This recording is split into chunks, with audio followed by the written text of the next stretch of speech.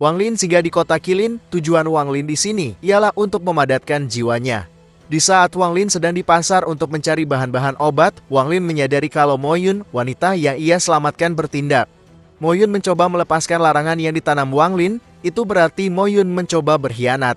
Tapi Wang Lin tidak segera menghabisinya. Wang Lin ingin tahu adakah orang di kota Qilin yang bisa menghapus larangan buatannya. Selain itu, Wang Lin juga tertarik dengan tungku yang disembunyikan Mo Yun. Sebuah pavilion kecil di atas bukit. Seseorang nampak percaya diri bisa menghapus larangan Wang Lin yang ada di tubuh Mo Yun. Ia akan bertindak menghapus larangan jika Mo Yun memberitahu siapa orang yang menanamkan larangan tersebut. Tidak ada pilihan lain, Mo Yun setuju dan memasuki pavilion. Orang misterius itu lalu bertindak. Ia mengukir teknik roh di sebuah batu berwarna ungu.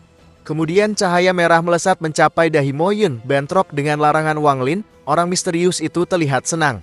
Ia tak menyangka bahwa ada seseorang yang bisa menggunakan teknik larangan kuno.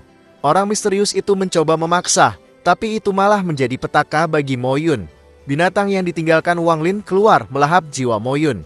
Semua barang Mo Yun termasuk tungku diambil oleh binatang Wang Lin.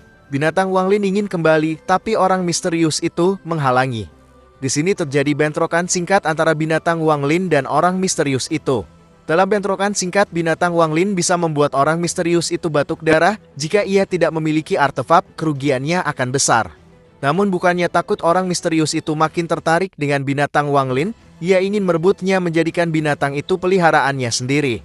Wang Lin muncul setelah orang itu mengatakan akan mencuri peliharaan Wang Lin. Wang Lin berkata kalau ia bisa merebutnya jika memiliki kemampuan. Orang ini kultivasinya sama dengan Wang Lin. Selama tidak menghadapi ranah Nascent Soul, Wang Lin percaya diri dapat menghabisi lawannya. Di ranah yang sama, Wang Lin tidak terkalahkan. Mengandalkan kesadaran ekstrim, Wang Lin menghancurkan pertahanan terkuat musuhnya. Orang itu tanpa daya meminta ampun untuk menyelamatkan hidupnya. Wang Lin menangkapnya dan menanyai kenapa orang itu mencari seseorang yang bisa membuat larangan kuno. Kita singkat saja, orang itu mendapatkan cara untuk menerobos ke ranah Nascent Soul dengan keyakinan penuh. Perlu diketahui, menerobos ke ranah Nascent Soul kesulitannya sangat tinggi. Jika tidak ada pil atau tempat istimewa, kebanyakan orang akan gagal menerobos.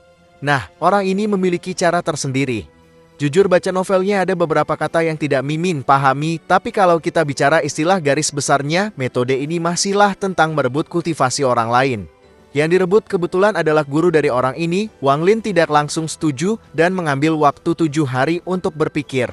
Tentunya Wang Lin tidak percaya sepenuhnya. Wang Lin membiarkan iblisnya untuk mengikuti orang itu dan mencari informasi lebih detail.